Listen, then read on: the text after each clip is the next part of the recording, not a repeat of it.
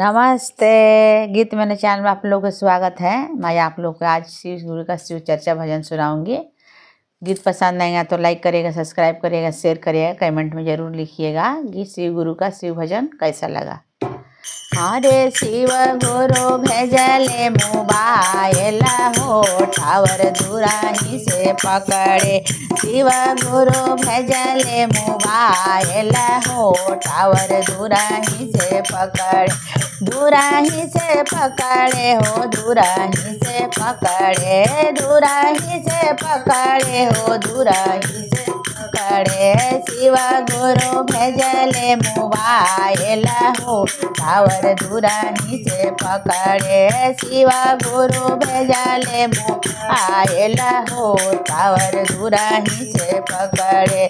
पहले टवरवा हो बाबा धाम में पहुँचे, पहले टवरवा हो बाबा धाम में पहुँचे।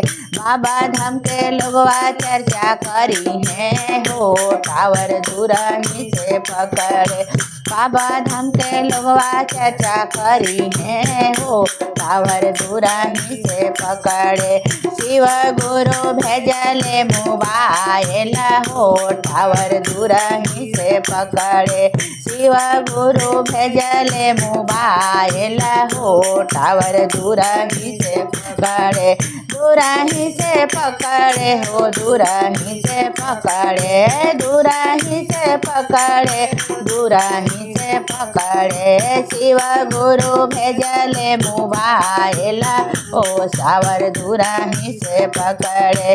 दूसरा टवरवा हो बनारस में पहुँचे, दूसरे टवरवा बनारस में पहुँचे। बनारस के लोगवा चर्चा करी है हो, टावर दूराही से पकड़े। बनारस के लोगवा चर्चा करी है हो, टावर दूराही से पकड़े।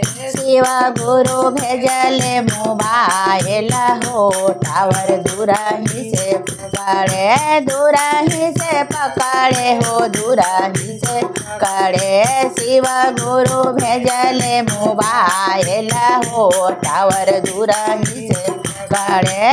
तीसरा टवरवा हो बलिया में पहुँचे, तीसरा टवरवा हो बलिया में पहुँचे। बलिया के लोगवा चर्चा करी हो, टावर दूराही से पकड़े। बलिया के लोगवा चर्चा करी है हो, टावर दूराही से पकड़े। शिव गुरु भेजले मोबाइल हो, टावर दूराही से पकड़े। शिव गुरु भेजले मोबाइल हो, टावर दूराही से पकड़े। दूराही से पकड़े हो, दूराही से पकड़े। शिव गुरु दिहले मोबाइल हो, टावर दूराही से पकड़े। चौथा टवरवा महाराष्ट्र में पहुँचे, चौथा टवरवा महाराष्ट्र में पहुँचे। बालारासा के लोगवा चर्चा करी है हो,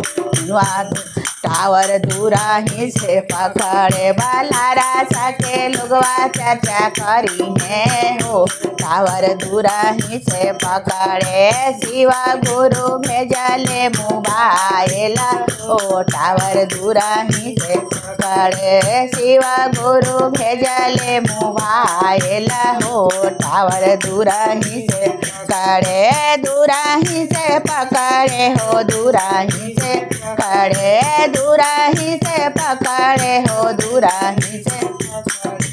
शिव गुरु भेजले मोबाइल हो, टावर दूराही से पकड़े। पाँचवा टवरवा हो बॉम्बे में पहुँचे, पाँचवा टवरवा हो बॉम्बे में पहुँचे।